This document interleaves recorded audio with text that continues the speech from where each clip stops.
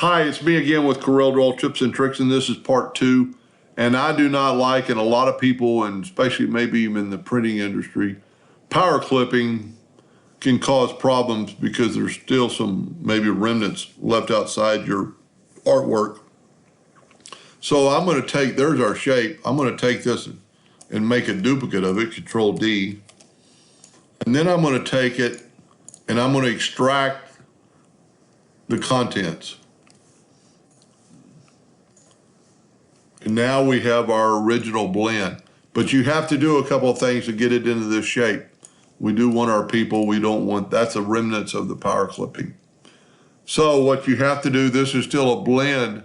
Go to Object and Break, Blend Apart. Select it all again and go to Object and group it together. Let me move this over here and zoom in a little bit.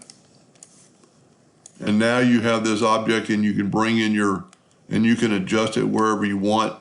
And then grab both of them and go right here to Intersect. And it made the same thing, but there's no possibility of anything remnants. So we're going to do the same thing we did in the other video. We're going to hit P, select them all, and go B. And now your people at the bottom of the screen, and it's going to be exactly the same, with the exception power clipping. Some people have told me, and I've never really seen any evidence of it, that sometimes it'll print outside the box.